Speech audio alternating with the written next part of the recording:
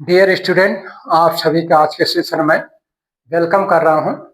आज के सेशन का जो क्वेश्चन है वह मैच द कॉलम से रिलेटेड है। यहाँ पर दो कॉलम दिए गए हैं, सूची फर्स्ट एंड सूची सेकंड। फर्स्ट सूची में मैग्नीशियम हाइड्राइड है, जर्मेनियम हाइड्राइड है, बोरान हाइड्राइड है एंड फ्लोरीन हाइड्राइड है, फ्लोरीन हाइड्राइड है। ये सभी यौगिक हैं, हाइड्राइड के रूप में हैं, विभिन्न ग्रुप के एलिमेंट के साथ हाइड्राइड बने हैं। और सूची 2 में दिया है इलेक्ट्रॉन परिशुद्ध यौगिक, इलेक्ट्रॉन न्यून यौगिक, तीसरा है इलेक्ट्रॉन समृद्ध यौगिक और चौथा है आयनिक यौगिक। तो पहले मैं इस तरफ सूची वाले जो सेकंड सूची के ऑप्शन दिए हैं उसके बारे में बता देता हूं।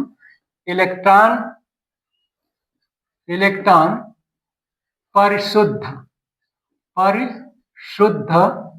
यौगिक क्या होते हैं?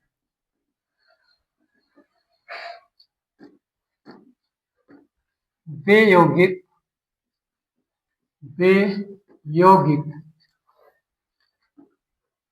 जो अष्टक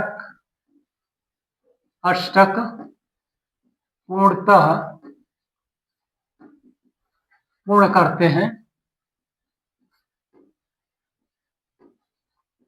मतलब कि बंध बनाने के बाद उनके जो अष्टक कोण होते हैं, 8 इलेक्ट्रॉन होते हैं, 8 इलेक्ट्रॉन से न कम होता है न ही अधिक होता है, पूर्ण करते हैं।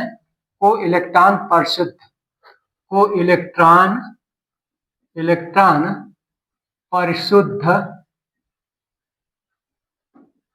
परिशुद्ध यौगिक कहा जाता है। ठीक है, ये हो गया। और दूसरा है इलेक्ट्रॉन न्यून यौगिक क्या होते हैं?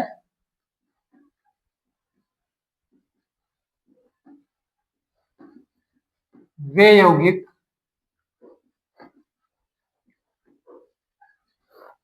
जिनमें बंध बनने के पश्चात भी केंद्रीय परमाणु का अष्टक पूर्ण नहीं होता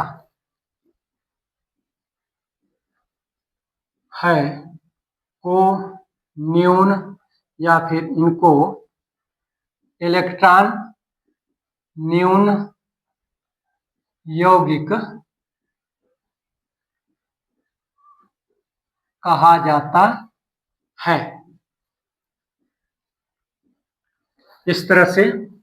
और तीसरा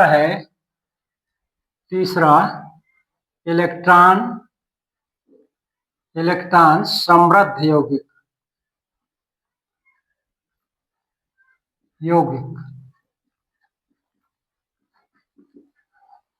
वे यौगिक जिनमें बंध बनने के बाद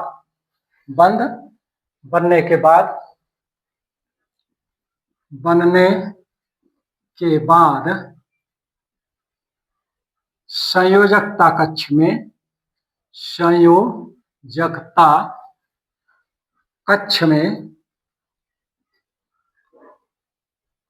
कक्ष में एकांकी युग्म इलेक्ट्रॉन होते हैं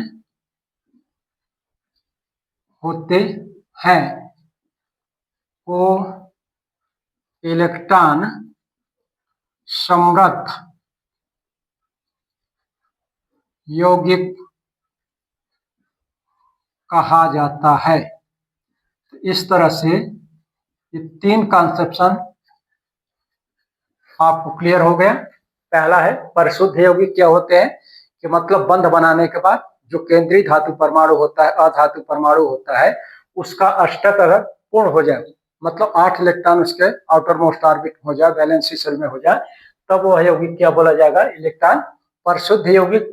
दूसरा है कुछ यौगिक ऐसे होते हैं जो बंध बनाने के बाद भी केंद्रीय परमाणु का अष्टक पूर्ण नहीं होता, उनको बोला जाता है इलेक्ट्रॉन न्यून यौगिक।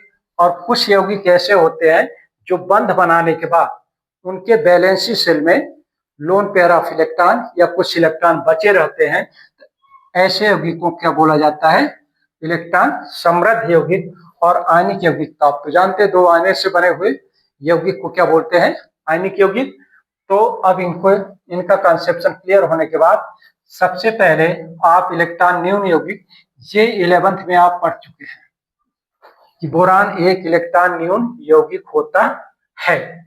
और बेरिलियम को छोड़कर सेकेंड ग्रुप के जितने भी एलिमेंट हैं, बेरिलियम को छोड़कर जितने भी सेकेंड ग्रुप के एलिमेंट है, सभी आयनिक यौगिक बनाते हैं, सभी आयनिक यौगिक बनाते हैं। बेरिलियम भी आयनिक यौगिक बनाता है, लेकिन वो डाइमर भी बनाता है वाष्प स्थिति में, वाष्प के फेज में। तो बेरिलियम को छोड़कर सभी प्योरली आयनिक यौगिक बनाते हैं।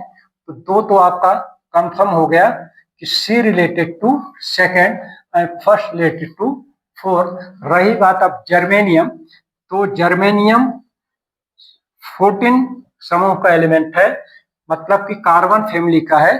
कार्बन फैमिली के जितने भी एलिमेंट है वो सहसंयोजी प्रकृति के होते हैं, सहसंयोजी बॉन्डिंग करते हैं, सहसंयोजी यौगिक बनाते हैं। तो ये जो जर्मेनियम है वो कुल मिला के 4 हाइड्रोजन से अपने आप को रिलेट करेगा, H and H and H। मैंने इसे रफली उसको स्केच कर दिया गया है, कर दे रहा हूं। तो जर्मेनियम का जो एटॉमिक नंबर होता है वो कितना होता है, 32।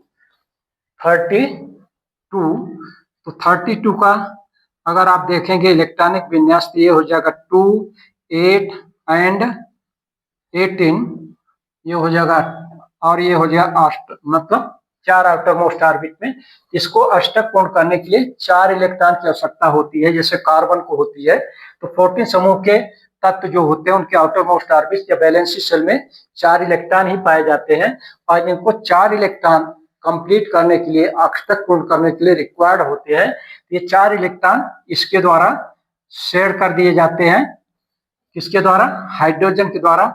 इसके अष्टक में कुल मिला के 8 इलेक्ट्रॉन हो जाते हैं जर्मेनियम के। जब अष्टक पूर्ण रहता है तो ऐसे यौगिक क्या बोलते हैं, परिशुद्ध। तो जर्मेनियम टेट्राहाइड्राइड ये क्या होगा, परिशुद्ध यौगिक होगा, ये परिशुद्ध यौगिक होगा। और इसका संबंध फर्स्ट से हो जाएगा। बचा आपका क्या, सेकंड, मतलब ये हो जाएगा थर्ड से। तो इस तरह से डियर स्टूडेंट, इसका आंसर जो होगा इस क्वेश्चन का, मैच द कॉलम का, तो हो जाएगा A रिलेटेड टू 4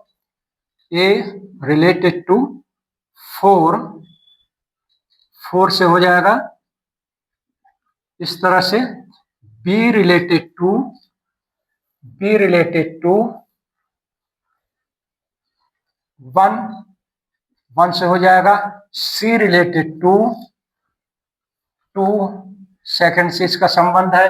और D रिलेटेड टू थर्ड, ये D का संबंध थर्ड से हो जाएगा। इस तरह से इस क्वेश्चन का आंसर ये होगा, A related to 4, B related to second first and C related to second, D related to third. तो डियर स्टूडेंट, मैं आप सभी के लिए एक नए क्वेश्चन के आंसर के साथ पुनः इंटरेक्ट करूंगा। धन्यवाद।